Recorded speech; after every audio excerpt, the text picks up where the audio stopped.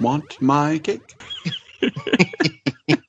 And I'm Bill Tucker from A Gamer Looks at 40, and I can hold my breath for a long, long time.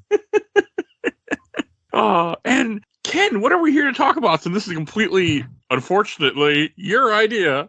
Oh, it's my idea, all right. It is my joy, my privilege to say that today we are talking about 1982's horror anthology, Creepshow. Oh, God, Creepshow. Put together by the holy trinity of 80s horror, directed by George A. Romero, written by Stephen King, makeup effects by Tom Savini. Hey, I know that guy, Tom Savini. He was on Halloween Wars cooking show that I was watching for a while. Wouldn't be surprised. The man has done so much for the field of horror, and he's an icon. Yeah, that is you nailed it, and that's a holy trinity. I mean, at this era, in the early 80s, that's who you want writing, directing, and doing the effects for your movie. That's who you want. So, and Tom Savini's been everywhere. Yeah, absolutely. Have you ever met him? I've never met him. I've always wanted to. Yeah, but I haven't yet. I don't go to a lot of cons. Okay, I was curious if he goes to cons and stuff. Yeah, but he does. Yeah. It's worth it to meet people like that. I mean, I've done it multiple times now. It's worth it if you get the chance, especially if somebody you really like. It's worth it someday. So I'm the guy that flew across the country to meet Robert Englund for my wife. So hey. I know how that goes. All right, so I had seen this once before back in I think 03, 04. I was sophomore year high school. I was in a graphic design class, and there was a guy there that I started talking with, and he would borrow me movies. And I remember being like, I was like, at first I thought he was just joking when he started mentioning, but then each day he started bringing me new movies. So I started watching movies every day, and he was just a big movie guy. And I watched this. I thought this movie was fine. It didn't creep me out at that point when I was like 16, and I hadn't seen it since. And then I realized, I'm much more creeped out by stuff when I'm 36. So, woo. Bill, what is your history with this? Have you seen this before? No, this is actually my first time. This is actually my 100% first time, and I kind of kept that under my belt a little bit because I know how much Ken loves this movie, and I know with stuff I love, it's really fun listening to people experience it for the first time. For me, that's a fun thing. It is. So, this is a brand new viewing. Of course, I know of Creepshow, and this movie is a classic in all the good ways, I think. And this was a very enjoyable. I'm very glad I was not on Tamiflu when watching this movie because evidently Tamiflu can really mess with your brain. I currently have the flu, and Tamiflu can cause like all sorts of crazy side effects. So I'm very glad I am not on that medication after watching this movie. But we'll talk about it. But this is a brand new for me. All of a sudden, you would have started seeing bugs everywhere. Oh. And Ken, what is your history with this movie? My history with this movie is long and sordid.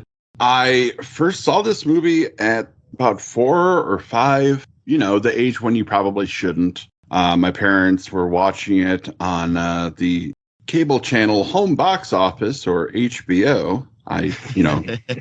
Place it isn't around anymore. But I snuck downstairs and caught my first glimpse of it. And this is legitimately the first movie I have any memories of. I became obsessed. Literally, I bought the soundtrack with the money that I got from my godparents for my birthday. So I still have my 1982 Creepshow vinyl with the score on it. That's cool. Not to spoil anything for the end of the podcast, but the reason I'm so excited about this is that this is literally my favorite movie of all time. I have a Creepshow tattoo. It was my first tattoo. I sat for 3 hours while they inscribed Creepshow on my left bicep. I love this movie. I can't talk enough about this movie. And Bill, I'm so happy to hear your thoughts about this movie. I figured it would be, right? It's always fun. The things that we love, you want to share those things. And I'm really excited to hear like your story. I almost feel like we have to do like a Gamer Looks at 40, like actual episode with Ken on this. Like, okay, so let's dive into this Creepshow fandom. Like, let's really go into this and explore it as you would on my show. But we'll skip that for now. But yeah, dude, I love the fact that this is meaningful for you. And wow, 4 years old. That's too young. Yes, I agree. But you know what? I don't know. What really so I'll just kind of put my thesis out real quick. This is very good. This is very good. I really enjoyed the mix of humor and horror. It hit a good note for me, and it reminded me or asked me the question, what is camp? I had that in my head for a lot last night as I was kind of mulling this over. What is camp? And I've always been of the mindset that you can't really create camp. Camp is the result of good intentions gone poorly. So, for example, you're famous, your Troll 2s and movies like that are famously known to be campy. They're not purposely bad, and they're not purposely silly. It's this weird balancing act of we went for it, and we had a good time, and we created something that it shows that. And I'm curious what y'all think about what is camp, because my first instinct is to call this like a campy classic. I don't know. I think it's slightly better. So I'm posing a question with no good answers. But that was one of the first things I thought of as I was kind of finishing this up last night. I never really think about. I mean, camp to me is usually just really stupid humor. I mean, I didn't consider this campy. I was just considering this 1982. I also, I mean, this didn't have a lot of humor for me. This was creepy as fuck for me. So, but then again, I don't like horror stuff. You say that, Mike, but you spend a lot of time nowadays watching horror stuff. That's because I record a lot with YouTube. And my wife loves horror. So there's a combination of things. You are slowly but surely getting your way in there. So I'm curious what you think, Ken. What do you think? I would absolutely agree that there are elements of camp. I don't necessarily think it was intentional, if that makes sense. I think the elements that are there come directly from its inspirations. And this was very much inspired by like mid-50s comics from EC Comics, your Vault of Terror, your Tales from the Crypt. 100% this was inspired by those comic books. And, because of my Creepshow obsession, I also started reading those comic books when I was older. And all of these elements of dark humor, of cartoonish gore, they're all present in those comic books. But the interesting thing about them is that they're also morality plays. And so are these stories. So you get your people, your, bad eggs getting their comeuppance. And I think there's a kind of Yas Queen vibe to that happening.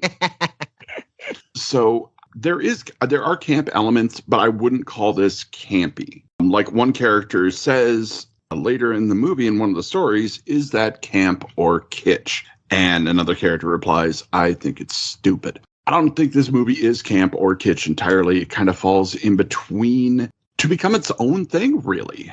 It's more homage than anything, and it nails the homage to the old horror comic books of EC. And I don't have a ton of experience with those old comic books. My only real recollection of it is I used to go to a barber shop in northern New Jersey. This could be the most stereotypical thing you'll hear me say all day. Like literally the old Italian barber, everyone would wait 2 hours for this guy. All the dads be sitting around reading all the sports sections of all the newspapers strewn about, and they're talking. And anytime you walked up, the barber knew your name and your parents' name. Hey, how's your sister? She used to over to Willie P. Hey, how's your brother? He over at Montclair State. Magically, he knew everybody's name. It was like a magic place. I'd love to do an episode somewhere about the barber shop in Nutley, New Jersey. But anyway, and he always had comic books. And he always had a fresh pot of coffee. And I got a fresh pot. Just made a fresh pot of coffee. Like this coffee was a magical cauldron that constantly refilled itself. It was always a fresh pot of coffee for the adults. And he had like a little TV, and he had a stack of comic books for the kids. And some of these older, and again, this is early 80s, so I'm sure they were different varietals, and obviously wasn't EC Comics probably, but some of these kind of creep show type scary comic books, and in amongst like Archie and all sorts of other stuff like that. And I always remember sideways looking at them like, oh, those look really scary and weird, and I don't know if I like these. So I kind of has that vibe for me, and visually this movie really just sings on how it visually takes those stylings from the comic books and the pacing as well, and how it really, I think this movie is excellent paced. Yeah, this is, so that's kind of like my only experience with the comic books was sideways glancing at them, at the barbershop in Nutley, New Jersey. Hey, at least you experienced them. I mean, I've never read a horror. Well, I know I've read horror comics. I never read like any of the older stuff. But I mean, this also would have been before the comic code. This is one reason why we have the comic code, or had it for a while. So you're not wrong. Actually, the comic code came about due to a direct reaction to comics like Tales from the Crypt, which, as we all know, went on to have a very successful series of its own. Oh yeah. But, Creepshow wasn't the first horror anthology. There have been lots of horror anthologies throughout history. Boris Karloff did one called, what was that called? Black Sunday, I believe. It's Italian. I think it was directed by Mario Bava. But there was a Tales from the Crypt movie that came out in the 70s from Amicus Productions over in England. This was one of the first American-made horror anthologies that made it to theatrical release. Oh, there were a lot of TV adaptations during that time, but this one actually went theatrical, and it's still one of the most successful theatrical horror anthologies ever made in America. That's cool. I can see why. Because this was interesting. I mean, you could just feel its inspiration from those comics all over it. I mean, hell, the whole opening of this and everything with it is all comic book, but it's like the art style and the way they do it really looks like the horror comics from those, like what it's inspired by. And I love that. I thought that was great. I mean, Tiff, who fell asleep during this movie, had even commented, and she's like, it's cool how they have the comic book panels, how they make it look like it's a comic book at times with the art. And it's not just the panels and the lighting and the colors, although that was a huge part of it. But like, even if you look at the way shots are composed, they're composed like you would see them in a comic book. Dramatic low angles and tilts, and the comic, the art style, the design of the comic is very present in every shot of this movie. Yeah, it's very faithful to what those comic books actually did. And again, that's a big reason why it's so successful. And I think that even the name of the movie, Creepshow, perfectly encapsulates what this is trying to do, which is just be creepy, not scary, not terrifying. And it goes beyond those monikers as well. But really, the main vibe here is creepy. There's a delightful silliness. Like, hey, it is fun to be scared. It is fun to be, get the heebie-jeebies. And I think in that regard, this movie is extremely successful because it is a lot of fun to just be a little weirded out. Again, nothing in this movie is completely terrifying except for Ted Danson drowning. Yeah, that's why I warned you. You warned me on that one. Nope, you warned me on that one. I was like, oh, man. Because I know you don't like drowning, so I'm like, be warned that when you get to this one, make sure you're aware of what's coming because it ain't pretty. Yeah, as soon as I saw that hole in the beach, I kind of knew what I was getting in for. I was like, oh man. But even then, it's not ghoulish. Of course it's ghoulish, right? But there's a certain amount of fun and certain amount of fun that is inherent in everything that this movie's doing. Sometimes it goes a little too far, like with the silliness. I think we'll talk about each individual short, but sometimes it goes a little too far for my taste. But at the end of the day, I have to respect what this movie was trying to do and how successful it was, as successful as it is, recreating the joy of those early comic books. Just that idea of this being scared can be a lot of fun. Tee-hee, I'm creepy. It's cool. It's a really cool vibe and very youthful. It's the kind of thing we don't really climb for anymore as adults, right? It's a very youthful thing. I want to talk about how the opening never would happen nowadays, probably. So I was watching that opening. I'm like, well, this part didn't age very well. Like because you have this father yelling at his kid because he's reading a comic, he's reading a horror comic, which is fine. But then the part where he he hits him in the face, and you can just see the red mark. And I'm just like, yeah, this part is kind of showing how people were in the 80s sometimes. Like, Yeah, you're right. We don't beat children anymore at all. Congratulations, everybody. We stopped people still domestic do, abuse. but at least it's not socially accepted as it was in the 80s. That's fair. It's not as accepted as it was. And it's also less, I think. Or at least it's not. You can't go and tell, you don't, I mean, you still get idiots there like, oh, spare the rod, spoil the child. Like, you fucking dumbasses. It's less. It's not like it was a conscious thing that people really believe. And since you brought up the beginning, let's talk about the structure of this movie. So this movie has 5 main stories that are in there. And they're titled Father's Day, The Lonesome Death of Jordy Verrill, Something to Tide You Over, The Crate, and They're Creeping Up on You. And those 5 stories are contained within a wraparound story, which the first half of the wraparound story is what starts the movie. And then you go into the other ones. And then the last half of the story is what closes out the movie. So super fun, super cool. And the fact that you have an uncredited Tom Atkins appearance in this makes it one of the most 80s horror things of all time, period, ever. So great. So good. I don't know who Tom So Atkins good. Tom Atkins is the guy who plays the dad. He was also in Halloween 3 Season of the Witch. Like, he's in so many horror movies. And he's a joy. He's legitimately a joy whenever I see him in anything. And the kid. Let's talk about the kid. The kid is Stephen King's actual son. Oh. Joe, who would grow up to be a successful author in his own right. Joe Hill, author of many horror novels and the comic series Lock and Key. Good show, by the way, for what I watched. That's cool. So, I didn't realize that was his actual son. That's cool they did that. Yeah, there's a fun story about Stephen King going with his son to McDonald's, going through the drive-thru to get stuff for the crew. And his son had the handprint makeup on. And I guess the employees kind of looked at him all sorts of sideways going through. Oh, man. That funny. Makes sense. Yeah. I mean, hell, in today's world, they probably would have called the police on him. But back then. Yeah, I'm not sure about that. Yeah, you would think. You would hope. I mean, you would hope. Hey, I actually had the police called on me once because me and my son, he was autistic. He is autistic. I was trying to get him to go home. We were biking, and he wouldn't let go of he just wouldn't come with me. And I'm dragging his bike, and I'm trying to get with me. And somebody called the cops on us thinking I was kidnapping him. Wow. But thankfully, at the time that the cop came, he had calmed down because some lady had drove by and saw us, and she said she had an autistic child or someone that she knew, she could tell what was happening. So she gave him a sandwich from Arby's. And even though he wasn't going to eat the sandwich, it relaxed him that this woman started talking to him and gave him a bag, and then he was fine. So when the cop did finally show up, I was like, yes, here's my ID, he's my son. Like, we're just trying to go home. He's just upset.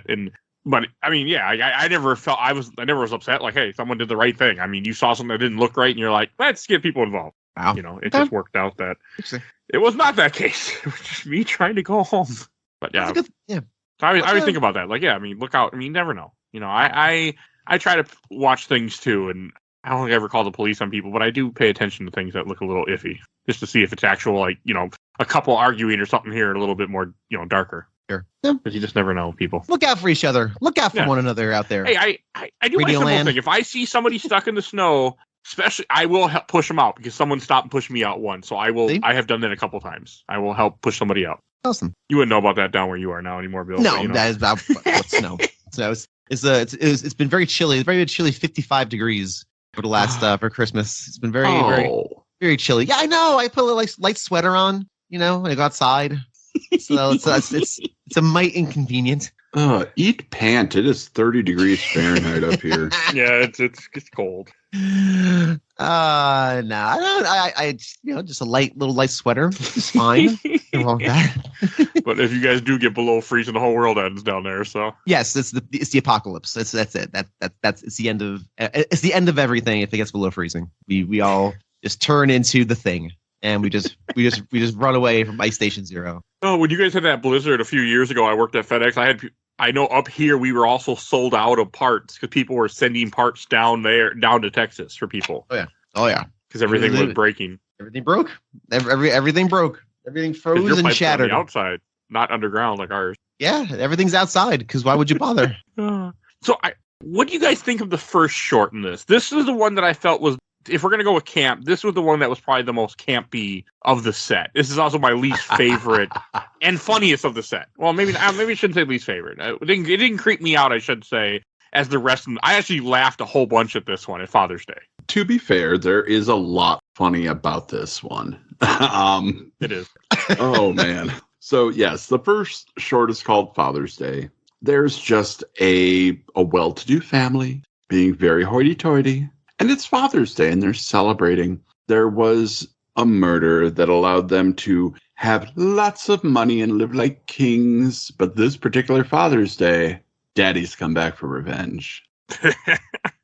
From the grave. It's just so odd, too. Like, it talks about this aunt is showing up and that how she murdered him 7 years ago. Yeah. With an ashtray. Which is also very 80s. It is very 80s, but fun fact about that ashtray. Did you see it in every other story? I did not. I didn't pay attention to it. Yep. Is it in every single one? The ashtray is featured visually in every other story in this movie. So good. I love it. That's cool. I didn't notice it, but yep, now I'm just a fun little game that we play. I didn't even realize that, like, because I'm rewatching the movie right now as we're talking. I have it play in the background. And I didn't realize that they even show the ashtray before you see her murder. Like, yeah, she killed him with this ashtray, and they pick it up. Yep. Oh yeah. I want a reproduction of that ashtray so bad. We can make that happen for you, Ken. I think we can find an artist on Etsy or somebody to make that happen for you. There's a lot of them out there. Believe it or not, there are a lot of different people who do reproductions of this one. I want, the one that's made out of stone with the pewter cherub on it. Like, I want the expensive one. Yeah. And there's only one company that I know that makes them. And right now they're not making them. But as soon as they do another run, I'm going to try to get in on it. It's so good. I love it. I get it. Hey, this is one of your favorite movies of all time. Like, that makes perfect sense. Yeah, totally. Yeah. As a Creepshow fanatic, I absolutely love it. I mean, I would call myself a super fan, except I know super fans. Shout out to the Creepshow Fanatics Facebook group, of which I am a part. You guys are awesome. An active member of. Nice. They are super fans. Like, they have prop reproductions and, entire, like, tableaus from this movie. They have screen use props. Like, I don't have that much money. Yeah. Like, I can do a 4-hour TED Talk about this movie. Do not test me. I will do it. But they're the real super fans. I am just an extreme appreciator. And oh gosh, I just love this. Ed Harris shows up in this one. Ed Harris showing up in this one. That's and he has hair. Yeah. Yep. Great. And he's got some moves. He does. Disco dancing Ed Harris with hair. Future Oscar winner Ed Harris is in 1982's Creepshow Disco Dancing. And a big part of that is he had just shot a movie called Night Riders with George Romero. Night Riders is basically Ren Fair reenactors that instead of horses, they have motorcycles. It sounds dumb. It's a wonderful movie. It's fun.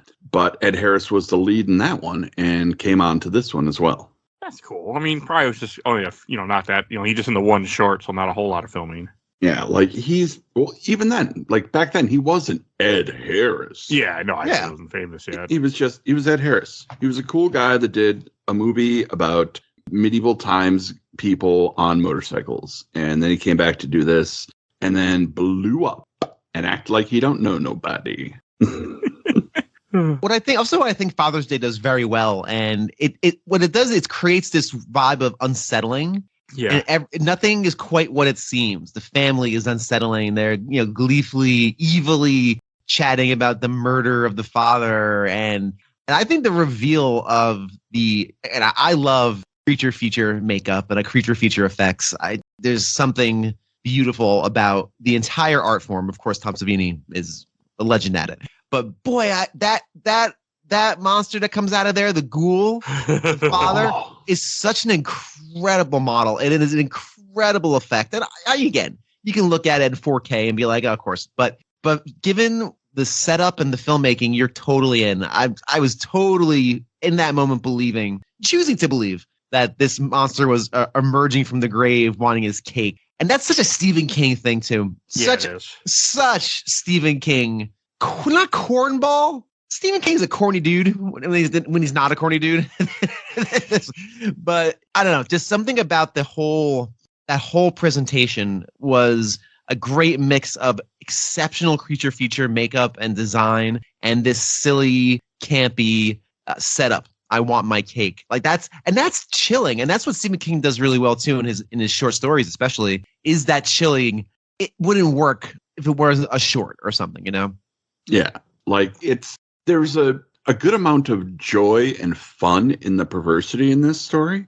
Like, even though you hear that, this guy, Nathan Grantham, is an absolute bastard. Oh, God, yes. Paid to have his daughter's fiance murdered because they were about to get married. He didn't want to have her taken away. And he made his money very nefariously, bootlegging, all sorts of bad things. And he is a bad, bad man. And finally pushed his daughter too far, and she hit him in the head with an ashtray and killed him. On Father's Day. On Father's Day. I love that scene of him begging the king, going, I want my cake, bang, bang. Because as a guy who's worked in senior living community, I can see that happening. And Bedelia was already kind of a little unstable going into it. They make reference to that she never was the most, stable cake in the oven.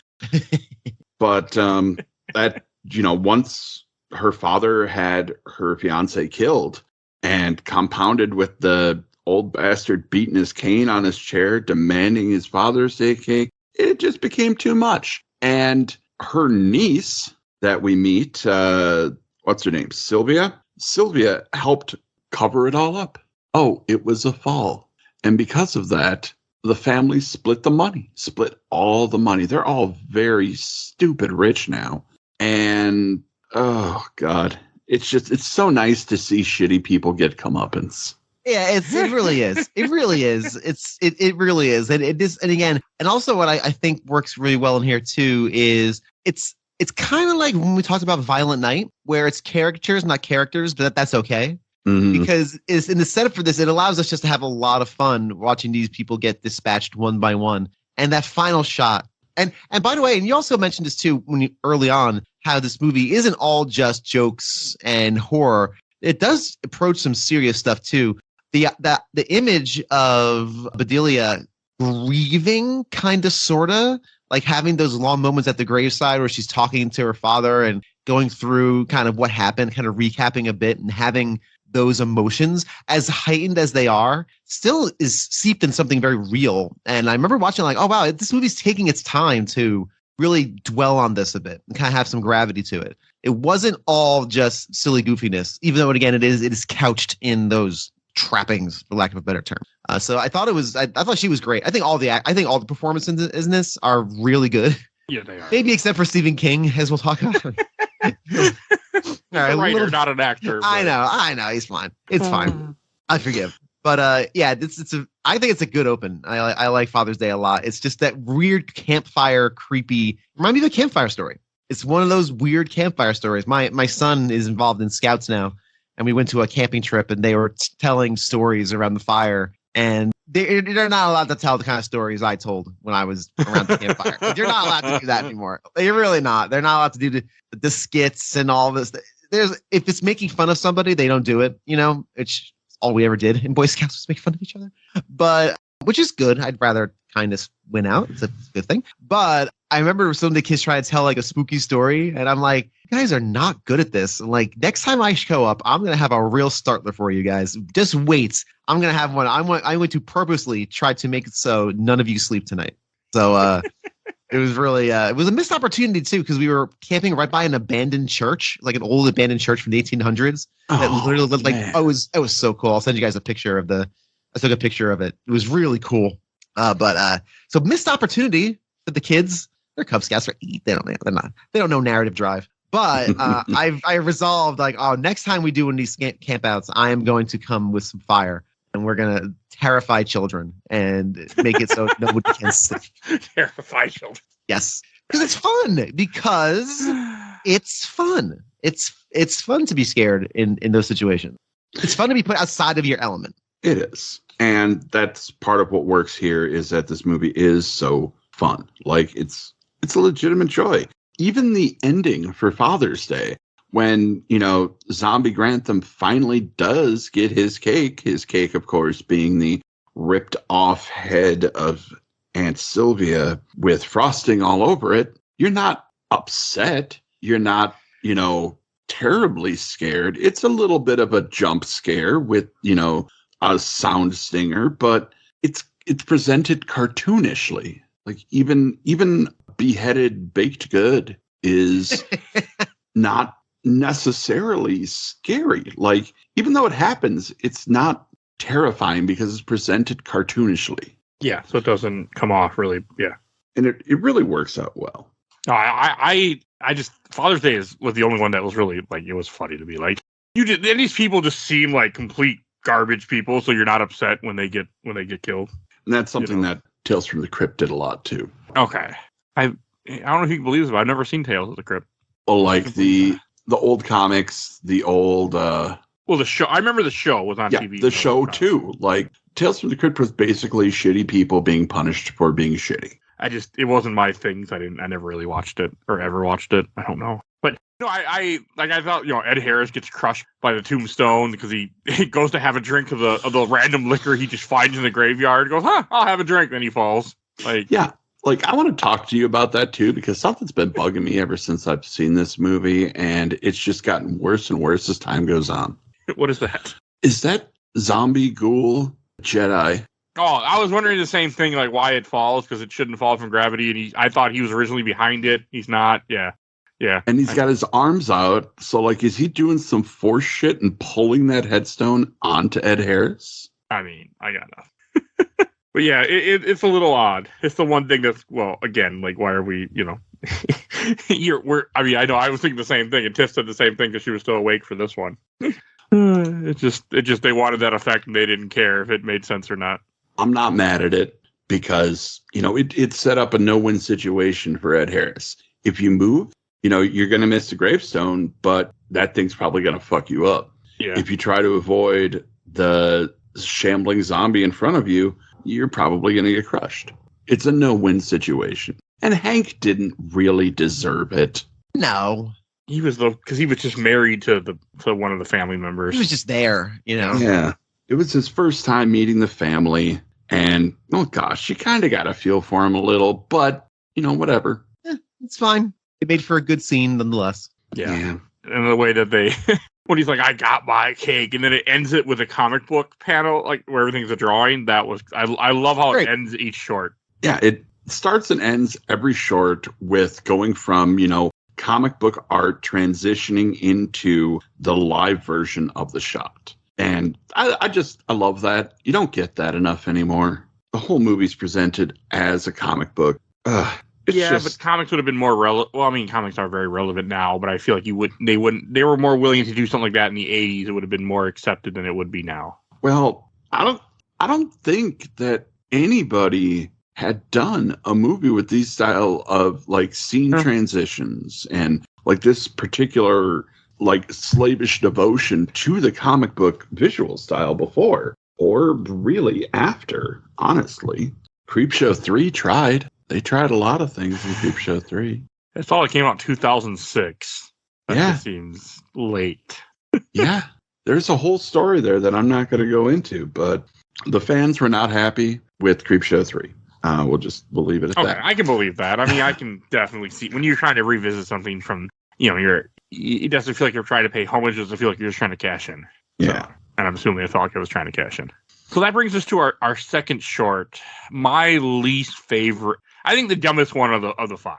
Yeah, this is The Lonesome Death of Jordy Verrill, starring author Stephen King as the titular character, Jordy Verrill. He's a farmer.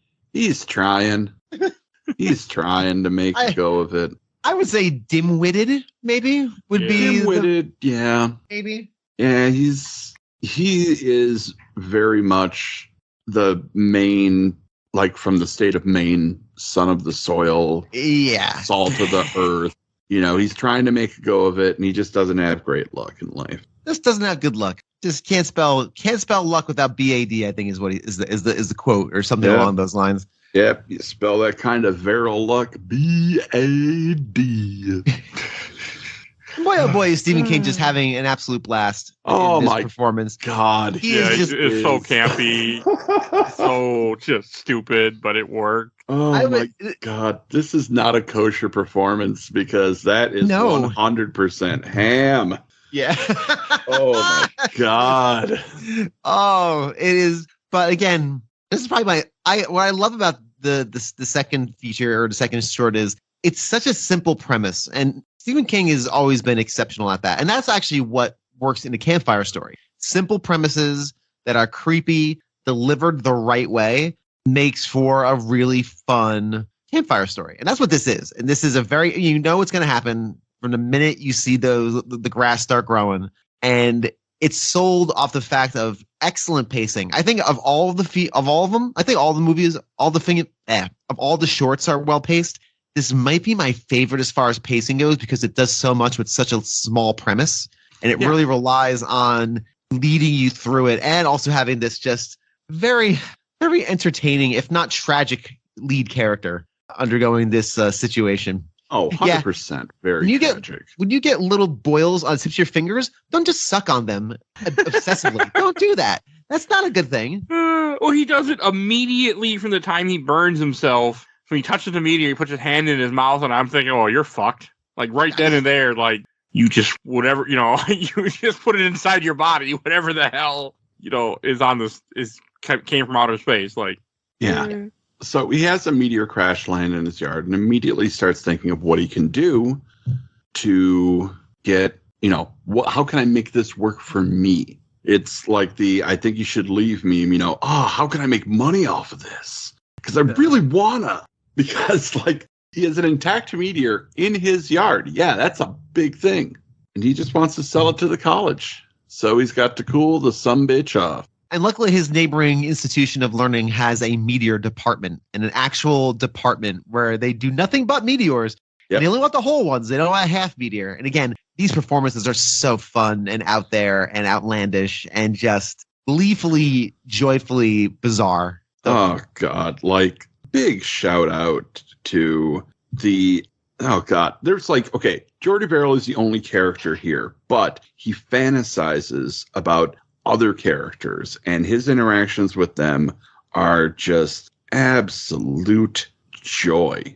You got Bingo O'Malley playing, I want to say he played both the doctor and his father. Yep, he did. Yep, father and doctor. The same actor played everybody. Because he played the professor, too. Yeah, he played the head of the Department of Meteors. I love that so much. He played the doctor that Jordy starts worrying about and starts imagining, I got to go to a doctor to get this taken care of. And, just gleeful malevolence all the way.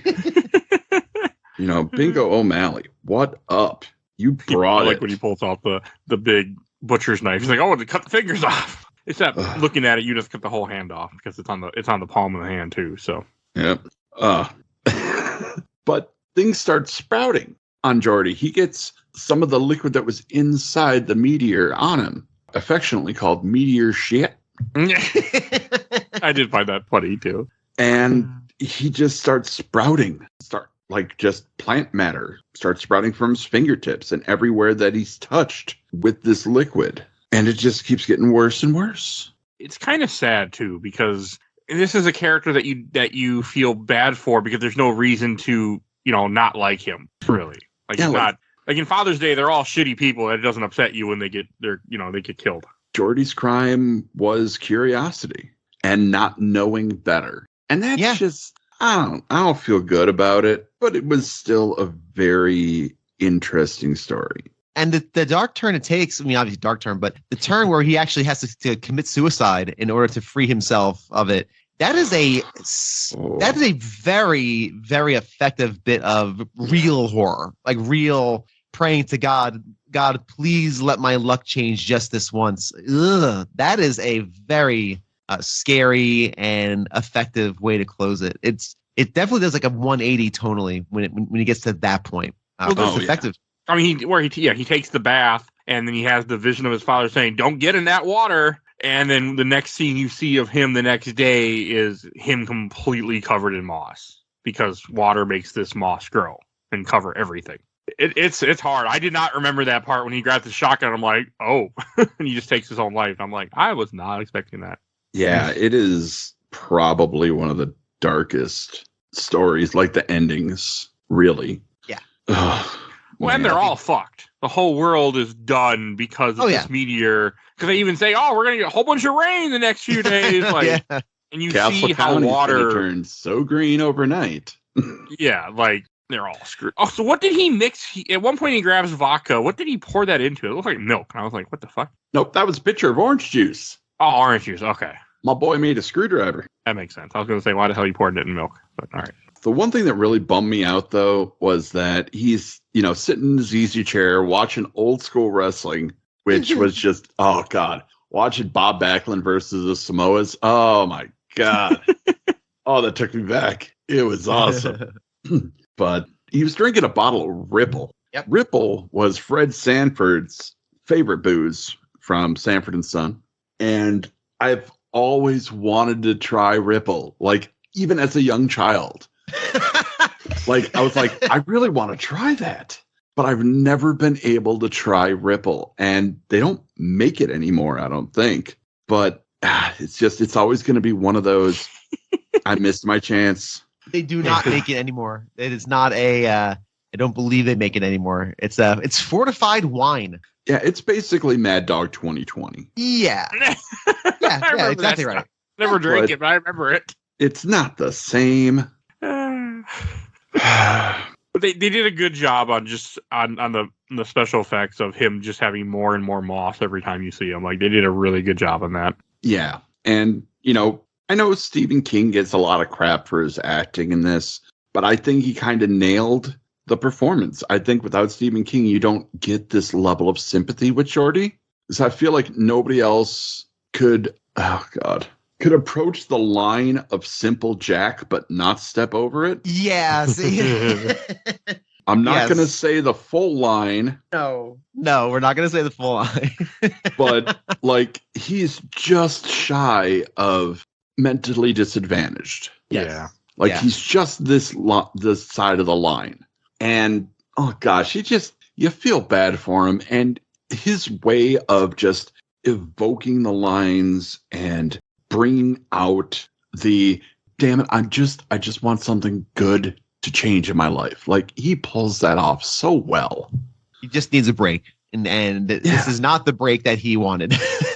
But it's the break he got. The break he got. And it's a good... It reminds me of good Stephen King short stories. Good Stephen King short stories, he does this great. When he takes a simple premise and extends it out and actually creates some characters you can care about and kind of feel for. This is a good Stephen King short story. It is a good Stephen King short story. This was actually based on the Stephen King short story Weeds that was published in a literary magazine back in the 70s. So you were right. It is a good Stephen King short story. Yay! Never read the story, but yeah. The story's actually pretty good. There was a fun little shout out at the end. I don't know if you saw, but Jordy Verrill lives right outside of Castle Rock. Yep. Yep. And for Stephen King's fans, well, this is just one more way that Castle Rock got screwed. What's Castle Rock from? A lot of different stories. Oh, okay. Castle Rock is where Needful Things takes place.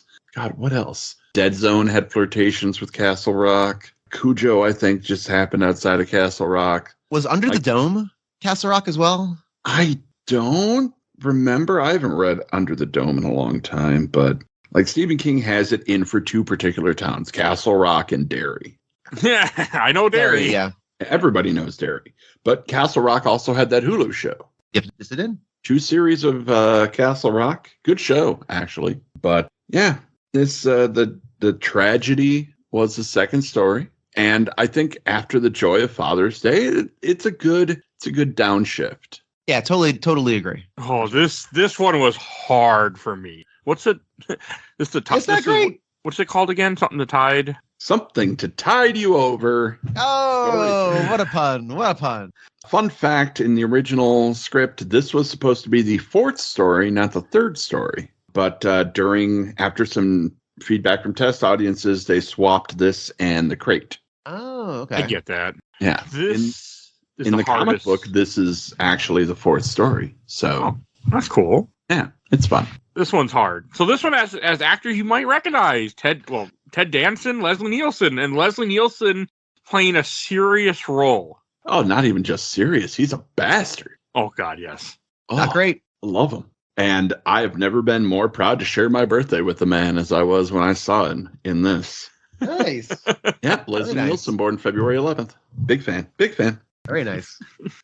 This one is, I don't know. This one is really dark to me, too. Oh, it is extremely dark. Yeah, this is probably one of the ones. Oh, sorry. Go ahead, Ken. You can do the description. I was just going to drop a little thing here. Ted Danson plays Harry Wentworth, a tennis pro who's fallen in love with one of his students, Rebecca Vickers. Unfortunately, Rebecca's current husband, Harry, does not like that and takes Harry on a little trip to the beach. A seashore excursion. Yeah. So good. This one really creeped me out for obvious reasons. I've said on the show a million times. Water the idea of drowning is very scary to me. It's got to be the worst way to go. All of a sudden, you have oxygen and then you're breathing water. That can't be good. No, thank you. So this one is. It also is definitely for me probably the scariest of the five because it's just somebody playing with their food. It's Leslie Nielsen just kind of very slowly and evilly, really putting the screws into Ted Danson, and it just seems whenever it's people being victimized in horror, it hits in a different place for me than just the usual trappings of a horror movie. So for me, this was definitely the most unsettling of the five by a long margin. And that's entirely fair. I mean, a big part of this is it's watching Richard Vickers, Leslie Nielsen's character, just toy with both his soon-to-be ex-wife and her current flame, we'll say. It's just so Richard takes Harry to the beach, and they take a walk on the sand, and there's a mound of sand, and Richard is basically intimated to Harry that, oh, maybe I buried your lady love there. So, nope, there's a hole. And then Harry has to get in the hole and be buried up to his neck if he wants to see Rebecca again. Richard, of course, has a gun. You know what? I would take the bullet first. Right? I would just be like, you know what? Shoot me and kill me. We ain't go. I'd rather go quick than go Yep, absolutely. I would. There's no way. But the whole reason why he convinces him to go to the beach anyway is that he plays a tape of the woman in peril, and that gets him to come. And he also kind of believes him that he doesn't think he's actually going to murder him. He thinks, okay, he's going to put me in the hole, or he's trying to prove something, and then we can leave. He doesn't.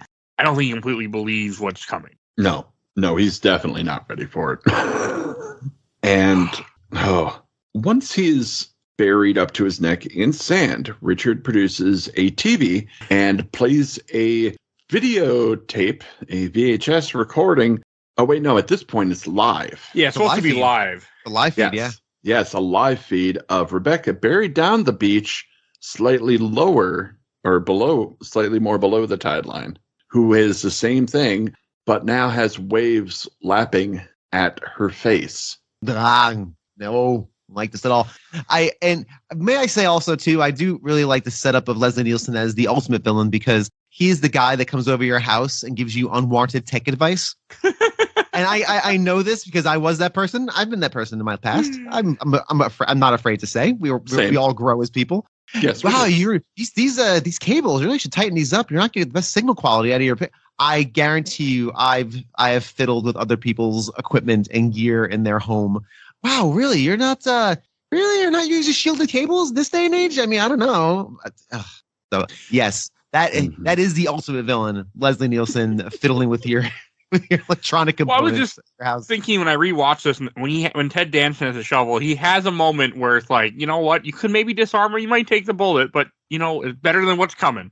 But he didn't know. No, he didn't believe he thought it was just like, he's not going to actually murder us. Right. Nobody is that nuts. Womp, womp. Wah, wah. I think he thinks he's just trying to prove a point.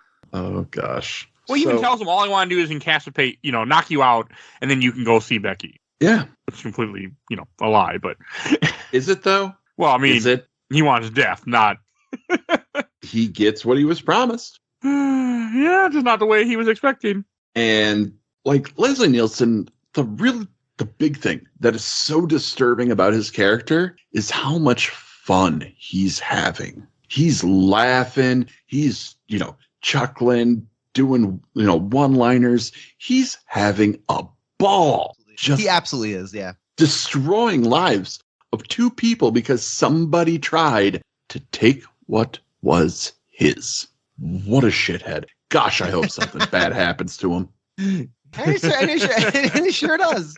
And again, it's a rich guy being an asshole. Because, like, you see this guy owns a freaking beach. He has, cameras everywhere. And this is the 80s, so it would have been more expensive. Like, he has money. Yeah. He's got money with a capital M. And, God, after he buries Harry, he drives back to his house and watches them both on his wall of TVs that's hidden behind his fancy motorized painting. Love that so much. I want one of those. I want one. Like, I'm going to be honest. Richard's house is straight up like I would take everything there. That, fireplace that's open on all sides, the, weird Asian fusion design. Like, I'll take all of it. It all speaks to me. It's a great house. Love it. It's a really good one. It is a high quality house for sure. But in his last words before being consumed by the sea, Harry says, "I'm going to get you, Richard." To which Richard says, "You just got to hold your breath." Ugh, so good. So good, which is why so good. Which is why I led with that, because it's like one of the creepier lines in this movie. It's that I can hold my breath for a long time. Like, it's just, yeah, it's the whole idea. And evidently when Ted Danson did the effect, they asked him, how was that effect for the drowning? Evidently they put him in a tank and then literally covered his head with water and gave him a respirator to breathe out of, removed it, and then, started rolling the camera. No way. Nope. There's no way. There's no way. Yeah. But I mean, and also think about, like, even though his wife wanted to leave him, like, his solution was, we're going to, murder her like this. Like, it's just, so fucking, it's a lot. Also, just wanted to give a quick shout out to the wife in the series, Becky Vickers, played by Galen Ross, probably, best known to horror fans from her starring role in Dawn of the Dead. Very good. Yeah. Oh, okay. Right on. Nice. Good movie. Yep. Also a very prolific artist, filmmaker herself. But fantastic work being done on all sides. You buy that she is completely terrified of what her husband has done to her. You buy that she just wants Harry to save her. Yeah. That's really it. She just wants to be saved. And it's chilling. And the whole setup is very chilling and scary. And very, very effective. And Leslie Nielsen is such a good actor. Like, he's just a genuinely excellent actor. We all forget how good he is in roles. Like, he is exceptionally good in this vignette. Yep. This was just after Airplane, but just before he got the job on the Police Squad show that turned into the Naked Gun movies. Right. Okay. Yep. See, I always know him as a comedy actor, so and that's probably why. But like before that, he had done things like The Poseidon Adventure, where he also plays a shithead. Plays a good shithead. He does play a real good asshole. So the next one, I think, unless you have more on, I'm sorry, do you have more on? We haven't even covered the end. Do you want to talk about the ending? Yeah, let's talk about it. Yes, let's talk about it. We have to. God. So after they drown, he kills both of them. He goes home and he's taking a shower, and then he hears something, his door moving or the doorknob moving, and the two just waterlogged zombies come in the house. You get great And effects. Great effects. Great effects. Like they legitimately look like they've been underwater for a century. Not just a day. And the nice thing is, it really is Galen Ross and Ted Danson in that makeup. So good. Like you can tell, you get some body language, and the voices sound like they're just bubbling up through a throat that's filled with just seawater. This was hard. Oh God, it's so effective. Like, also, would you be able to get out of sand at that point? Even if it was all wet? Like, I think you're screwed no matter what. Depending on how much sand, I think with that much sand, you're probably pretty screwed. Okay. Like, I don't think you like, he makes it seem like, oh, if you hold your breath long enough, you'll be able to do it. Like, no, you're not. Like, you're dead no matter what. You're just dying very slowly and torturous instead of making it quick. Yeah. Because he wants them to suffer for cheating on him. Has anyone here ever been buried in sand? Like, not like this, but at the beach, yeah. At the beach, yeah. Like at the beach, you ever go and like get buried up to your neck in sand? Yeah.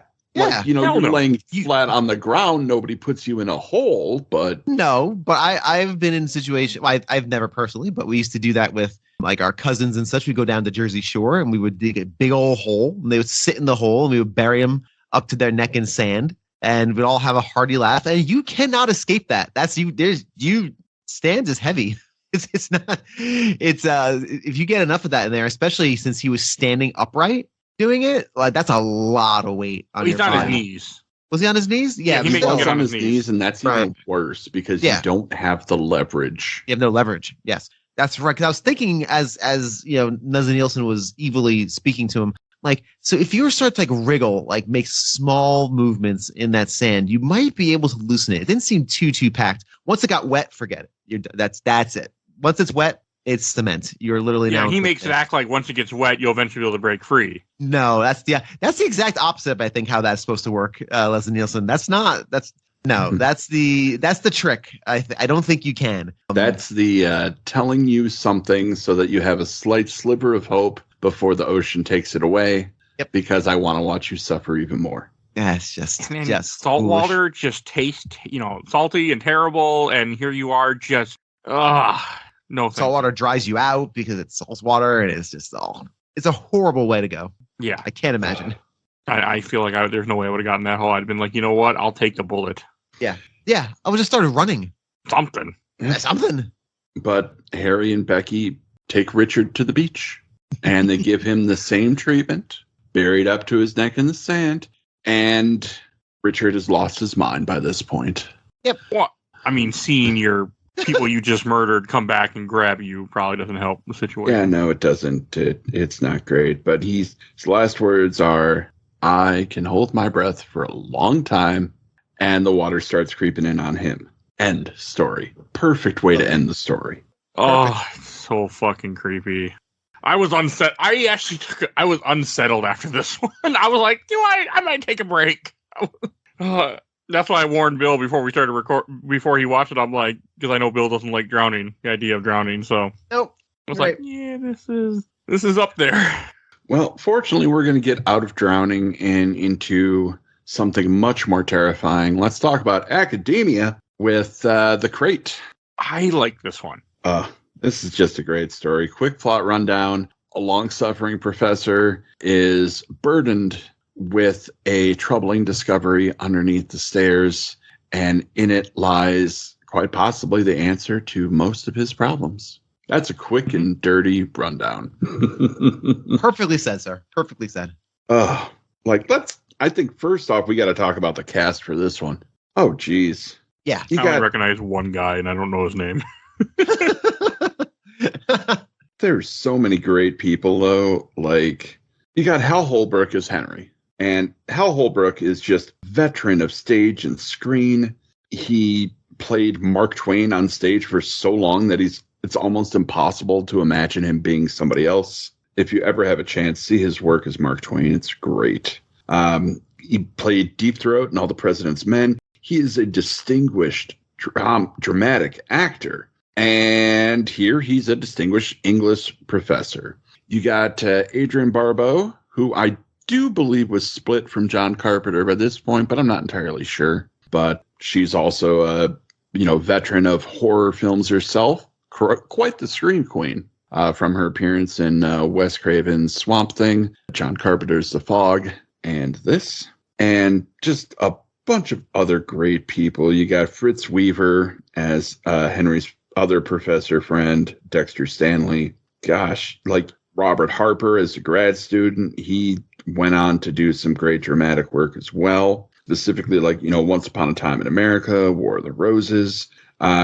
What's his name? Don Kiefer playing Mike the janitor. Oh, yeah. Like, that dude, Death of a Salesman, Butch Cassidy, Twilight Zone. Wasn't Adrienne Barbeau in Escape from New York? Yes, Adrienne Barbeau was in Escape from New York. Ah, see? But like this is probably, I think, the most densely packed as far as talent goes. Yeah, totally. Like big names, one story. Yeah, and all doing really good work. I think Barbeau is so fun in the role of Barbie. Was that right? Am I saying that right? Is it Barbie? Billy rather. Yes, Billy. Yep. And in the role of Billy as the annoying and actually the most fun person at the party. Let's be honest. Like we all kind of want to be hanging out with Billy. Oh, Billy's party. Tea.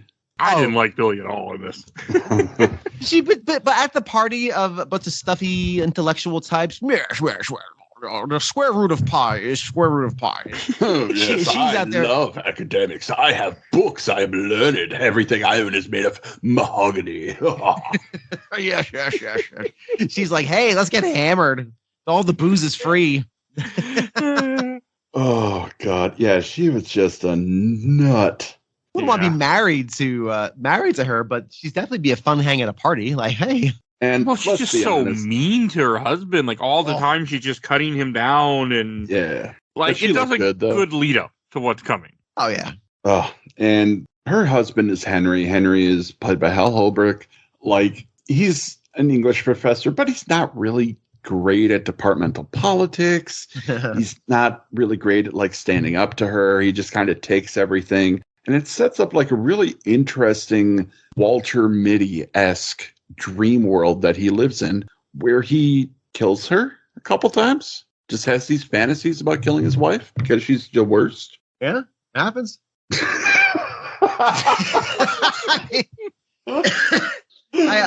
I can totally see it. She is tough. She's a challenging person to be around. Yep, very challenging person.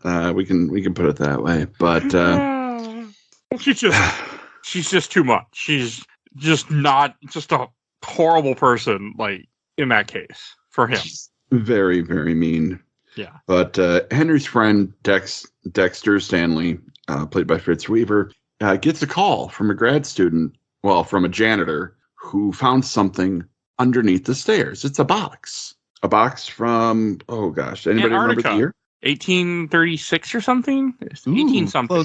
Close, I think. I want to say it was 1845. I don't remember, but I just know it's 1800. Either way, it was addressed to Julia Carpenter. That was actually a nod to John. But it was from an Arctic expedition, and this has been sealed up, and it's been there for 147 years. 1834 okay. was the year. I was close, but it does a good job of them of bringing up the suspense, like what's in this box, and like, oh, nothing could be alive, and like, oh, just magazines and bullshit like that, and it's not what you think ever. Yeah, they were like, oh, it's probably just some old stuff. And the box is heavy. And something shifts in the box while they're putting it up on the table to open it up. Oh, boy. So Dex and Mike the janitor start prying the nails out. And props to the production design. They used history-accurate nails. Did they really? I, as a guy who watched way too much Pawn Stars in his life, like 15 seasons of it, I can say for a fact that those were old nails because he makes a comment on that whenever they bring in certain stuff. He goes, those nails are too new. Yeah, like those were period accurate hand forged nails. Like at least they had the look of it. That's exactly what you like to see. Excellent. And all of this lead up to what's happening here is this of all the shorts. I think this one, as far as pacing goes, probably feels the most bloated. But I also really respect how much time they took to get to the creature feature. Because again, like all of these stories, they're all very simple premises that you could probably do in 5 minutes. But the joy of it is kind of bleeding out the tension and bleeding out the reveal of the creature and the reveal of the monster and opening up the crate. I would say this one of all the features, I think just felt the most bloated in terms of pacing, but not bad. I wouldn't say this was poorly paced by any stretch. I just really felt the length of it, this one at least. Because also, too, we've seen 3 already. This is number 4. Got my eye on the time a little bit. Is longer. This one felt longer than the others, too. It is. It's the longest one. Okay, so it wasn't just... Okay. Yeah, like this story is like 38 minutes long, like period. Like it is a long damn story. But I feel like it needs it because you have to set up that, Henry's this beleaguered, put upon husband. You have to set up that Billy is this just shrew of a woman. And I don't like using that description. Yeah. Especially when talking about women. But I mean, come on. Yeah. Come on. She's the worst kind of people. You have to establish that Dex is, potentially messing around with his students. You got to make him kind of a lech. Yep. Because without that, you don't have the ending, right, which is just so great. And going back to Mike and Dex in the university, when they open the box, oh, hey, there's something shiny. Looks like it could be emeralds. Nope. Teeth. Just teeth. It's nothing but teeth and hair, buddy. It's death. It is some kind of a monster, affectionately termed Fluffy by the production and the fan base. Love it. But Fluffy is a weird ape-like thing that was apparently inspired by the Tasmanian Devil by Warner Brothers. Yeah, out of here. That's pretty cool. Yeah, Stephen King actually said Taz played a part in thinking like, all right, well, I want to make this thing creepy. And originally it had like 6 arms and was kind of weird looking, but they simplified it. They put a guy inside the suit and made it more ape-like, which I think does... I actually just kind of put it together now. I always thought that this story was kind of Poe-esque. Sure. Like there's some shades of Castle of Amontillado at the end. Having a more ape-like creature is very much Murders in the Rue Morgue. Like, I never really thought about it. I kind of actually want to go back and watch this right, as soon as we're done recording this and see how many more Poe parallels I can find in that particular story. Yeah, that's a very interesting. I didn't catch that on my watch through, but you can definitely draw some lines for sure. Fascinating. Just when I thought I couldn't appreciate about the silly creep show. Silly, goofy, campy creep show. We're making lines to the horror masters. I love it. I love it. Anyway, Mike the janitor, thanks for playing, but we got to send you home now. You get the home version of nothing as he is consumed by the creature in the crate. Dex, of course, loses his mind almost immediately and runs into Charlie Garrison, the grad student who's studying down in the basement. Charlie does not believe Dex's story at all, but sure finds a whole lot of blood in the basement. Oh boy, does he. And the box has been put back underneath the stairs by the creature. Which makes sense. Like the creature went back to where it felt safe. Yeah. He's been under there for 147 years and nobody bothered him. Great. I got my snack, Nom nom. I got my cake. I'm going to go back underneath the stairs now. That's great. And then, he kills Mike. Then the assistant guy comes, and then he gets murdered by the who doesn't believe it. He thinks that the professor killed the guy. Yeah, but then he finds Mike's gnawed shoe and is like, "Oh, I want to measure the bite marks on this. I want to discover this. I'm an anthropology student. Yes. I want to know more about this creature. I want to measure the bite marks." And as Dex frantically recalls later, he surely got his chance because, the gore in this is it's cartoonish, but it's icky. Wonderful. So good.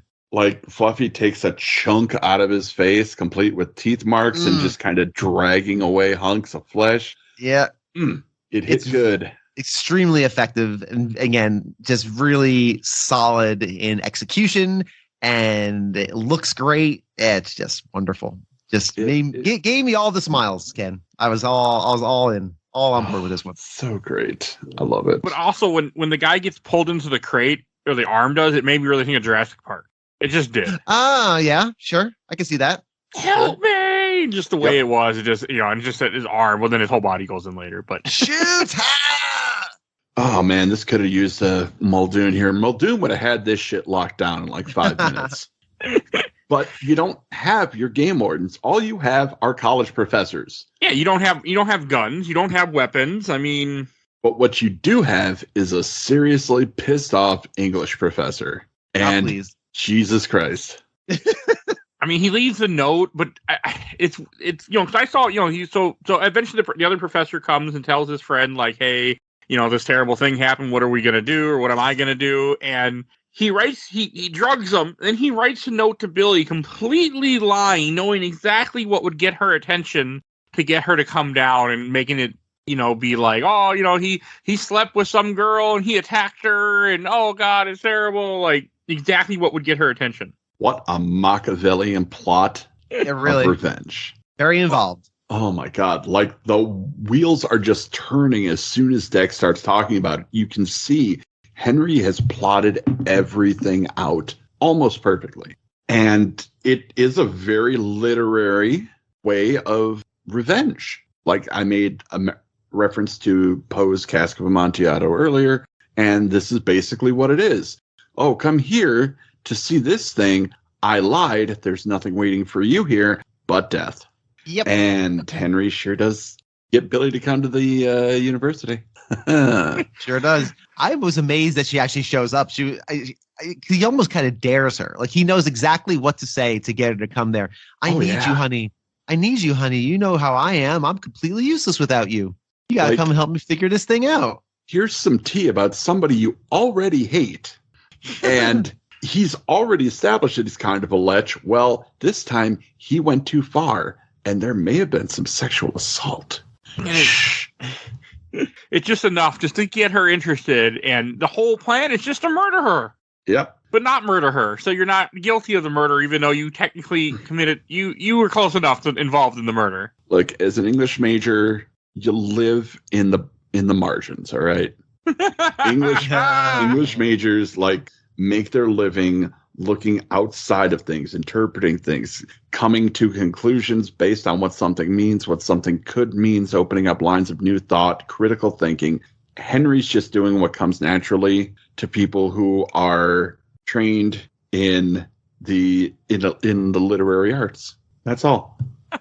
Love it. I mean, he goes to the place, he cleans up all the blood, cleans up everything. And then when he gets her to come, he gets her in the closet in there. He starts banging her against the crate, saying, "It's dinner time! It's dinner time!" Yeah, and he starts like slapping her against the crate, screaming "poison meat," which is great. But nothing happens. Yeah, it takes a bit, and then she's like, "You've gone too far." And then I forget what I'm watching it right now, but I forget what happens. And then finally, it just does come out. Yeah, she's sitting there screaming at Henry. Called it, oh God, the barnyard exhibit line. Was that here? Yes. Irregular barnyard exhibit, chicken guts, piggy friends, and shit for brains. And no good at all in bed is the last thing she says. Never was the last thing she says to him. Destroys him. And she finally says, "I swear to God, if you put your hands on me one more time." And that's when Fluffy wakes up because he's tired of the ruckus. Well, he's probably well fed. He just ate 2 people. I mean, Yeah, but now he just wants the people to shut up. Yeah. He's like, I'll sleepy. Eat her too. He wants to have a nap. He's like, be quiet already. I just ate. Well, I'm going to eat again. And Adrienne Barbeau's got a great scream. Like a fucking great scream. I like how the line he says to her, she's getting grabbed. "Just tell it to call you Billy." Oh, so good. But they have a good reaction for him. I mean, he goes upstairs and he pretty much throws up out the window because he just, watched his wife get murdered that he, participated in. Yeah. I love that the creature kind of looks at Henry. He's like, "Hey, thanks, bro. I'm hungry." That was great. And, Henry's not having the easiest time with this. He's not dealing well at all. No, like he had this planned out, but it's one thing to plan something, another thing to do it. But he recovers enough. Yeah. I think so. Chain up the crate very, very carefully. Very carefully. Agreed. And drop and he's it. very proud of his chaining job too. He's very proud. He's like, "You should see." Oh yeah. You should see. the job I did on this. Like, if you saw how I tied this thing up, you would have no concerns whatsoever. Very happy, very proud of his job there. Yeah, I know he is so proud of putting the locks and the 2 chains on. Like, he didn't go through that much work. I mean, once he got the chains on, he probably should have secured that crate a whole lot more than what he did. But yeah, like he definitely shouldn't have made sure that the top wasn't opening at all. Yeah, maybe, but whatever. I mean, but maybe he's not aware that this creature has been in this crate since 1834. Like, he's not aware. So maybe he's just stupid. Who knows? Or just in shock because of what's happening. I feel like Dex might have left some things out in his retelling of the story as he's gibbering like a madman. Oh. So there was a part here that made me really laugh when he's taking the crate out and it's like, there's nobody here at school. It was completely empty during this time. I had worked at an all-girl college at one point in my life during like the end of summer. I worked in the print shop for a couple months, and it was just dead. So I completely that makes sense. Oh, 100%. I delivered mail on campus when I was in college, and during those times, yeah, it is empty. You will not find anybody unless you're specifically going to an office. Like, I used to run down the hallways, like sliding on the cart and singing out loud, and only got caught a couple times. There's just not, there's nobody there. I thought that was just, cool. They put that in there and I could relate to it. But story ends with Henry telling Dex exactly what happened. And did you guys catch the feeling that Dex was terrified of Henry? Yeah, especially at the end, yeah.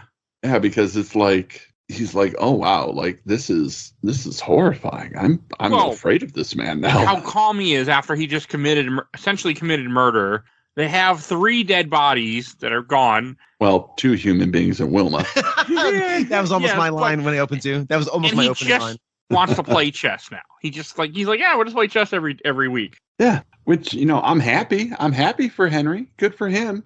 I'm glad he's free now. And in my mind, Henry remarries and he's happy, and he and Dex, just have a great friendship, and this never becomes a problem again until the actual ending of the story when the crate breaks open and Fluffy gets out. None of these are happy endings.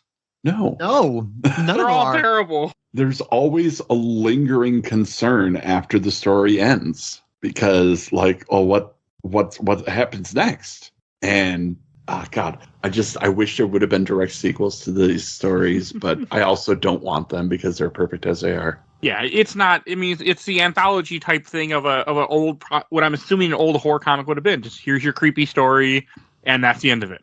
Yep, that's pretty much it. And that brings us to our 5th and final full story. They're creeping up on you. Oh, this was hard for me. Oh boy! I watched this last night while drinking a big beer, and this got me a couple times. There's one point where there's a bug on the screen. I thought there was a bug on my screen. There was a split second. I'm like, wait a fuck! I'm like, oh yeah, it's the movie. It's just a movie. Rich businessman Upton Pratt is not a good person. Oh God, no. He is a germaphobe. He is running his business like he is just out to murder people. His antics caused the death of someone who he was in the process of buying out. But on this night, Upton Pratt is going to find out that you can't run away from some things. Sometimes they just creep up on you in the end. Oh God. Yeah. So yeah. I don't hate bugs in general. I've also never had cockroaches, thank God. And just the idea of your apartment being full of cockroaches, just ugh. My wife has living in New York for as long as my wife and I did. Oof. We have plenty of experience with vermin. We because you just have no choice. There's really no choice. My main apartment in New York didn't have roaches. I had a few. I had a couple mice. My wife has a few stories about her going to different apartments to view them, with like a realtor, and you're walking around opening a cupboard in an apartment in some place, New York, and just roaches streaming from the cupboard like you would see in a horror movie. And the realtor being very nonplussed about it, just like, we should probably get that looked at. And clearly she did not rent that apartment. But roaches really, when they get in there, they really do. Obviously, this is sensationalized. I don't think but they are stubborn. They can fly. Did you know that a roach can fly? Yes. Yeah. I had a flying roach hat. When the first time a roach flew at me, I screamed like a child, and I swore to never. I was like, I'm gonna move. It's time to move now because I can't live in a place where there's flying roaches. It's roaches are and they're very hard to kill. They've survived the ice age. Your size 12 is not gonna do much to a roach. Okay, I thought stepping on them doesn't hurt them, right? No, because they're made of evil and death and satanic properties. They are of the occult and they cannot be destroyed through normal means. I'm assuming fire kills them though, right? Never tried to light one on fire, honestly. I know when I was a kid in Georgia, we lit fire ants on fire for some reason. Because you're a sensible human beings. Fire ants all need to die by fire. There's no use for them whatsoever. So, I mean, it wasn't my idea. I was a kid. It was my uncle. Yeah, we're going to pour gasoline on this and light it on fire. And I'm like, okay. So, it killed them. But, all right. I one time stepped on a whole bunch of fire ants barefoot. Ooh, that was a terrible experience. Ooh. I am learning so much about you two in this podcast. Yeah, I hate fire ants. I haven't been down to Georgia in years. Anywhere where fire ants live.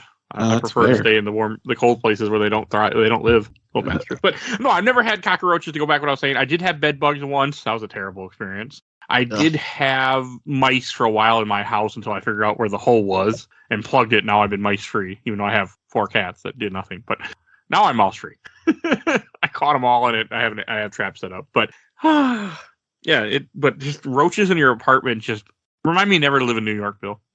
Never. Yeah, it's not great. I did not, like I said, I didn't have roaches in my apartment. I did have I saw a couple of roaches, but you just have. I was in New York and I was drinking. Was I drinking? Well, I was at a restaurant. It was a nice-ish restaurant, and the waiter brings out glasses of water for the table. And I look at my water, and there's a roach in my water glass, just floating in there, just gloop gloop. And I think I stayed. I don't think I didn't run screaming. I excuse me, can I have another water? Because it's just normal in New York, right? You can't avoid it. If you have a restaurant, there's going to be, they take care of the bugs and do a lot. Obviously, it's not going to be in your food. You just have to accept it as part of living. It's like, can't be prissy about it. Those areas are horrifyingly disgusting. And you just don't have a choice. They definitely have traps out there for roaches and mice and such. It's just part of it. Just trust the fact that they're not in your food, and I think you'll be fine. I just can't. I mean, I'm going to visit New York someday. So I think I have to, but should. It's a good time. I won't be living there, so it'll be okay. I'll be at a hotel for for maybe a week tops. Hotels and don't have bugs. Not a single hotel in New York has bugs. Don't you even worry about it, Mike Albertin. I don't believe that. It's fine. It's fine. No, don't you worry about it. Just make sure I come home and fumigate all my clothes. Is what you're trying to tell me? Yeah, just yeah. Put things on the floor. When I went to Vegas with some from friend, my wife and her friends, I remember we went to their hotel room and they just had their suitcase look like they just vomited because they just opened them on the floor and all their clothes were everywhere. Oh yeah. So that probably wouldn't work out in New York, huh? You'd be coming home with friends. You'd have some carriers cruising on home with you. But so as far as this particular short, this is probably my favorite. I think this is my favorite of the 5. Couldn't stand this one because it hits all of my boxes in that it's quick, and I love the clinical whiteness of the clinical white clean room nature of the environment, and then the bugs just always popping up against this bright white background is very scary and very effective. The titular character, your lead through this, is a complete and total garbage human being, and you are just waiting for him to just be dispatched by the bugs. You're just waiting, and then that's what's fun about it, is you just wait. How is this going to happen? And I can't wait for it to happen. And it pays off on every promise it makes. And it's a very scary idea of unstoppable bugs coming from every orifice in the apartment. And it's just scary. This is probably my favorite of the 5. I'm glad they ended with this because this is a real startler. And it really feels like a good Twilight Zone episode almost too. Yeah, it does. It it just, everything with this guy is so bad. Like, you have the thing where he buys his company out. We were talking a little bit, and the wife calls him, and she's like, "You killed him, you murderer!" And he just starts playing the invisible, violin, and he's just like, and then I like how he's like, "Well, how did you get my number? So I can fire the guy that gave it to you. I got it from my husband's, book. You bastard!" Like, well, I can't fire him. It's just like, So I have a question for Ken. What is going on? Like, they keep showing stock market things. Is everything crashing? That what's happening here? No, it's just like I think they're using the stock market thing as like passage of time, almost like a metronome ticking in the background. Okay. Just to be a noise in the very clinical, environment, because he's a bastard man. He makes money with the stock market, and he probably owns properties, probably some sort of a slumlord. But he took over Pacific Aerodyne, which Norman Kastenmeier worked for, and he killed himself. And his wife Lenore is not terribly pleased about that. But he's got bigger problems because he's got bugs. He sure does. In his food too, right? Like, isn't that one? Oh yeah. Yep. There's bugs in his processed raisin bran. I don't know what's going on there. Like, he puts his raisin bran in a food processor, makes it like a fine paste. Like, I don't know, man. Bugs in the cereal when he dumps it out. Like, ugh. And he's calling his landlord to get the bugs taken care of, but there's also a power outage. So the exterminators can't get to him, and the bugs just keep coming up. And he had to deal with bugs growing up. Upson Pratt had to deal with roaches. He grew up in Hell's Kitchen, never wanted to deal with bugs again. So we got a hermetically sealed, germ-proof apartment, but it doesn't do shit for cockroaches. $3,200 a month for, he says in here, which I did my math. Well, math is I did an inflation calculator. That would be $10,182 in today's money. Typical New York penthouse price. Typical how that your works. guys aren't wrong, are you? No. Not really. And it's interesting because also I like the detail of him living in Hell's Kitchen and having to deal with bugs. That is a thing. Hell's Kitchen is notorious for having vermin, and especially in that era, because there were lots of restaurants and a lot of the apartments were above restaurants. And you, again, as I stated before, if you're in New York and you have a restaurant, you have bugs. Like, just something you deal with as a restaurateur in New York. And obviously they're not crawling in your cornflakes or anything, but they are there. So that was a nice little detail that I thought I appreciated it. It's interesting having especially somebody from New York on here for this. Yeah. You can give me the stuff I wish I didn't know. It makes me not want to go there so much. I'm still going someday though. I'll still go someday anyway. I'll just be more careful. That's great. Than I was in other places. Like, I'm actually trying to go to New Orleans next year, I think. So New Orleans or Savannah, Georgia, I want to go to. I want to travel somewhere. So I have to.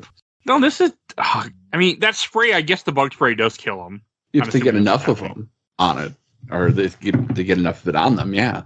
It's your typical nondescript bug spray. It's just in a stainless steel container. But you know what it is.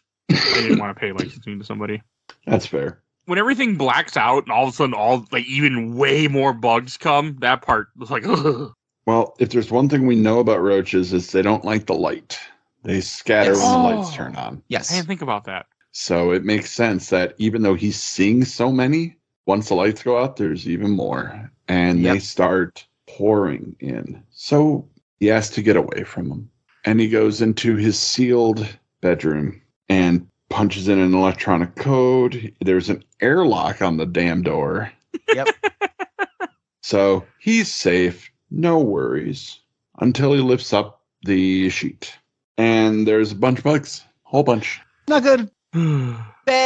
Bugs. So the last thing Upson Pratt hears is the phone call from Lenore Katzenmeyer saying, "I hope you die," in the most raspy, vindictive voice ever. You kind of got to wonder, did she have anything to do with it? Well, because after he dies, you also see there's like when they show back the room, there's no bugs at all for a second. There's no bugs at all in the room until there are. They burst out of his body. So I was wondering, was he hallucinating this? Yep. Nope. They made a nice little cocoon or a little dwelling place and ate him from ate his body, all of it. Oh, it is. The special effects are done so well, though. Like when they have them burst out of his body. Really fun. Really fun. Like, really cool the way they were able to do that. That was actually just tissue paper with flesh-colored makeup on it. That's really That's cool. how they burst out of the chest so easily. Oh, they're also real bugs, unfortunately. So. Oh, yes. Oh, yeah. The shooting location was infested because they tried to keep track of all of them, but a bunch of them got away. Like 10,000 got away. Oh, yeah. There's like 20,000, I think I read. 20,000 cockroaches in that scene. So somewhere, wherever they shot this, is now infested with cockroaches for the rest of the time? No, it's been knocked down. It's not a place anymore. Good. That's probably what should have happened right afterwards. Yeah, there was some trouble from the producers on that one. But, Upson Pratt got his. You can't keep bugs contained like that. Like, you look at a Temple of Doom. I know when they did that bug scene, except in their case, they kept losing bugs because they kept eating each other. Or getting crouched or just whatever the hell happened. Oh, God. Just see, okay, I don't get it. This doesn't bother me, but that scene in Temple of Doom bothers me. That scene doesn't bother me, but this whole thing bothered me. Weird. It's interesting to figure out what drives people. Yeah. what drives your fear and I apparently don't like. I mean, I know I don't like bugs. I mean, in my house, I don't mind bugs outside. I used to collect bugs when I was a kid. I used to have fun looking under logs and still like it. But in my house, that type of bug just drives me crazy. I don't want to deal with that. Yeah. And then it cuts to the very end, which we get a scene from the beginning of the movie where now it's the next day. The garbage men are coming. They're picking up the garbage, and the comic book is on the ground. And the guy picks it up. He's like, comic book. I'll keep this. And I have a question. One of the garbage guys, is that Tom Savini? Yep. Guy with a black mustache is Tom Savini. I recognize him because of Halloween Wars. This is a baking show they have once a year. That's on Max, or was on Max. And I watched 8-10 seasons of it. So why would the guy's just yelling at the garbage can like, swallow your food? I'm like, what the fuck? But yeah, it's just there. People will bond with anything. Yeah. We have a movie called The Brave Little Toaster. People personify their Roombas. Like, it doesn't surprise me that garbage men are a little bit, have gotten a kind of affection toward their truck that they use all the time. I do like when they open the book, like, oh, like a voodoo doll. Oh, somebody sent in for it. Yeah. Yeah, it sure does. And that cuts away to Billy and his father. Dad's getting ready for the day. And, suddenly his neck starts hurting. And cut to Billy upstairs, gleefully stabbing the voodoo doll of his father with a pin right in the neck area. Mm-hmm. And that slowly turns into a comic book drawing, which is the cover of the next issue of Creepshow, which is just the best way to end this. It really is. Oh, I love it. I mean, he's essentially murdering his father. I don't know if there's murder. He's just tormenting. He's going to be tormenting his dad for eternity, evidently. His father was a piece of shit, so. Yeah, well, he deserved everything he was getting. So no, that's why God made fathers. That's why God made Creep. Took me a second. That's why God created Creepshow and voodoo dolls. Yep. The opportunity to torment those who torment you. Yeah, great ending. Again, all this comeuppance is great. It's an entire movie full of comeuppance, and it's wonderful. I know we've been talking for a while, and I promise you, I could talk for even longer about this. We haven't even touched on so many things that I know about this movie, and that's fine. Well, if you want to do an addendum, maybe there's a Creepshow addendum that you could do, perhaps. As I stated to you in the virtual green room, I'm not sure if I've said it here yet on the show. I have the flu, and I'm starting to fade. So yeah, no, we're almost done. I have to go to work shortly. I'm starting to fade a little bit. Yeah, I think we're ready for the usual wrap up. All right. Let's go to Shelf Stacker Box, and we'll get the negative out of the way, so I'll go first. I'm going to put this in the box. I enjoyed it mostly, but I will never watch this again because it fucking creeped me out way too much, and I'm good. Like, I didn't even buy this. I just rented it. I'm like, you know what? I watched it twice during my rental period, once to cover it, once while we talked about it. I was mostly watching it. I'm good. I don't think I need to see this a third time ever in my life. So, but it's not for me, but I do appreciate it for what it is, but it's going in the box because it just creeped me the fuck out, and I'm good. And you, Bill? This is a perfect stack movie for me. I can't put this on the shelf like I'm sure our esteemed colleague is going to do momentarily. But this is great. I really had a great time. This is fun. This is a great example of how fun horror can be and the value of being creepy. Like the emotion of creepy is a really cool one. It's one we don't get very much anymore. We're always going for horror or scary or terrifying or disturbing or unsettling. The emotion of creepy taps into something from childhood that I think is very powerful, and it's something we don't get a lot of. So I really enjoyed my time with Creepshow. I had a blast, and while not everything is successful here, in my opinion, some things go longer than others, and some of the humor doesn't work or it does work. At the end of the day, it's a very good encapsulation of what the joy of those early EC comic books are. And they did a phenomenal job of just capturing that. And when I was reading Rotten Tomatoes reviews, a lot of the negative reviews were like, well, it's not adult. It's not very adult. And that's the point. Those reviewers missed the entire point of this. It's not supposed to be. This is supposed to be a fun, creepy, spooky, ghoulish, and at times very intense and scary. So yeah, I really enjoyed it. My time with it. Can't put it on the shelf, but definitely in the stack. I would trot this out once a year for sure. Okay. And Mr. Kenneth. Obviously, I'm going to put it on the shelf. Like I said at the beginning, this is my very favorite movie of all time ever. I watch this movie multiple times a year. When I'm feeling sick, this is my comfort movie. It has been my comfort movie for decades. Is it a perfect movie? No, it's not. I can acknowledge that this movie is not without its flaws. There are so many flaws here. Like, I have two lists. I have a favorite list and I have a best list. Is Creepshow even on the best list? No. But it is number one with a bullet on my favorite because this movie is a warm hug to me. And I have introduced so many people to this movie. Like, throughout my life, I've made so many people sit down and watch the VHS with me, or the DVD with me, or the Blu-ray with me. It is my life's mission to share this movie, and I'm really glad that I got to share it with you guys today. This is going on my shelf because I will continue to trot it out whenever anybody is in need of seeing Creepshow. Love it. Love it. All right. And this will release in early April, by the way, Bill, before I ask you my next question. Where can people find you at?